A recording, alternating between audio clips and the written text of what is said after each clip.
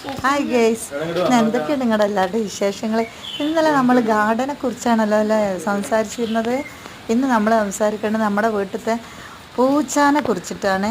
ഇവളൊരു സാധാരണ പൂച്ച എന്നല്ല കേട്ടോ. നമ്മൾ നമ്മുടെ വീട്ടിൽ അധികാരത്തിൽ കയറി വന്ന ഒരു പൂച്ചയാണ്. ഇവളെ ഞങ്ങളൊരു പേരൊക്കെ ഇട്ടിട്ടുണ്ട്. ഇവളുടെ പേര് ഖദീജ എന്നാണ്. പക്ഷേ ഈ ഖദീജയുടെ സ്വഭാവം ഞങ്ങൾക്ക് തീരെ ഇഷ്ടമല്ല. അതിന് കാരണമുണ്ട്. വേറെ ഒരു പൂച്ചക്കോ വേറെ ഒരു ജീവിക്കും ഇങ്ങോട്ട് കിടക്കാൻ ഖദീജ സമ്മതിക്കില്ല. മാത്രമല്ല ഇവൾ നല്ല ഭംഗിയുള്ളൊരു പൂച്ചയാണ് കേട്ടോ. ഇവൾക്ക് ഇപ്പോൾ 2 കുട്ടികളുണ്ട്.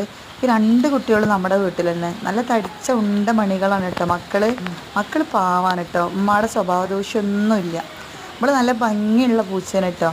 നമ്മൾ സാധാരണ ഊട്ടി പൂച്ച എന്നൊക്കെ പറയുമല്ലോ, അതിൽ പെട്ടതാണ്. പക്ഷേ ഊട്ടിൽ കണ്ട് എത്തിയിട്ടില്ല അവൾ മസിലഗുഡിയിൽ നിന്ന് തോന്നുന്നുണ്ട്.